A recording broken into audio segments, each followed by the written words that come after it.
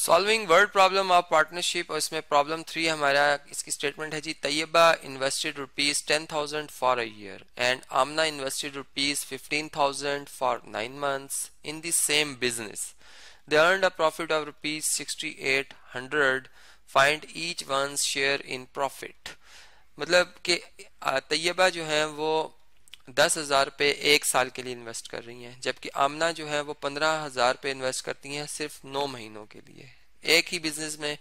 मतलब पार्टनरशिप है इनकी आपस में, और ये इस टाइप की जो पार्टनरशिप होती है इसे हम कहते हैं कंपाउंड पार्टनरशिप, क्योंकि एक पर्सन 1 ईयर के लिए इन्वेस्ट कर रहा है और दूसरा जो है वो 9 months के लिए इन्वेस्ट कर रहा है। ठीक है जी। They earn a profit of rupees, अब इन दोनों को जो प्रॉफिट मिला था वो 6800 का है, लेकिन अब चूंकि जो शेयर हुआ है इनका इन्वेस्टमेंट का शेयर हुआ, उस लिहाज से प्रॉफिट का भी शेयर होगा, वही हमने यहाँ पर फाइंड करना है। ठीक है, तो सबसे पहले हम देखेंगे कि टोटल प्रॉफिट कितना है। यहाँ पर लिख लेते हैं जी टोटल प्रॉफिट, जो कि हम जानते हैं कि 1 साल बाद ही इन्हें मिलेगा। ठीक है, तो यह है जी ₹6,800।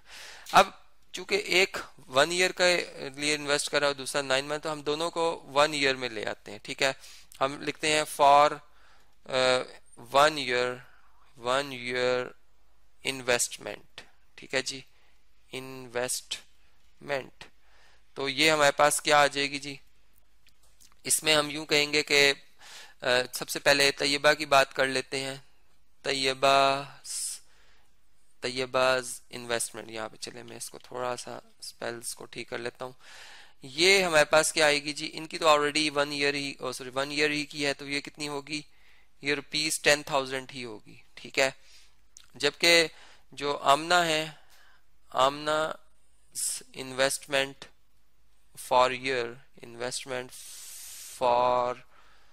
फॉर अ ईयर, वो कितनी होगी जी, वो इस तरह से आ जाएगी कि ये 9 months है। अब 9th month में कितने ईयर्स होते हैं, हम यूं कहेंगे कि 9 डिवाइडेड बाय 12, यानी 9 आउट ऑफ 1 ईयर। तो 1 ईयर में 12 month होते हैं, तो 9/12, और इसको हम मल्टीप्लाई कर देंगे जो उन्होंने अमाउंट इन्वेस्ट की होगी ₹15,000 से। ठीक है जी, यहाँ पे कैलकुलेशन कर लेते हैं। देखें ये 3 के टेबल से 3 4 टाइम 12, 3 5 टाइम 15, और फिर 4 9 से मल्टीप्लाई होके, सॉरी 9 5 से मल्टीप्लाई होके 45, ये 45,000 ओवर 4, ये इतने रुपीज आ रहे हैं। ठीक है जी, जिसको कि अगर मजीद अगर कैलकुलेट करें तो ये 11,000, ये बनते हैं ₹11,250।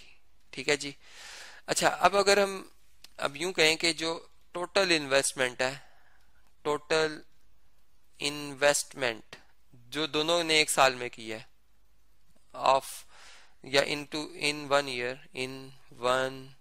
ईयर, ठीक है, दोनों पर्सन्स की हम बात कर रहे हैं, तो इन दोनों की इन्वेस्टमेंट का ऐड कर लेते हैं, सम कर लेते हैं। यहाँ पे ₹10,000 प्लस ₹11,250, तो ये हमारे पास अमाउंट जो है वो बन जाती है ₹21,250।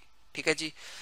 अब शेयर हमने फाइंड करना है, शेयर हम ऑलरेडी जानते हैं। फर्ज करें अगर तैयबाज प्रॉफिट शेयर हमने फाइंड करना है, प्रॉफिट शेयर, तो कैसे आएगा जी, इनकी इन्वेस्टमेंट कितनी हुई है, वो रुपीज हुई है 10,000। ठीक है, और टोटल इन्वेस्टमेंट कितनी हुई है, वो ये ₹21,250, और प्रॉफिट कितना टोटल अर्न हुआ है वो है 6,800।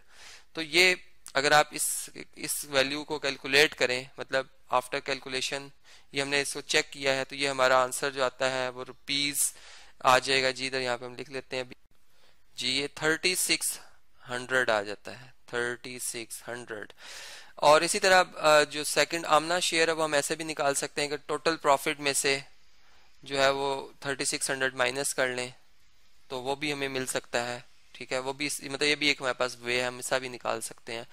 तो टोटल प्रॉफिट कितना है, 6,800 है, इसमें से आप माइनस कर दें 3,600, तो ये बच जाता है ₹3,200। तो ये इस तरह से जो है वो आमना का भी प्रॉफिट शेयर हमने फाइंड कर लिया।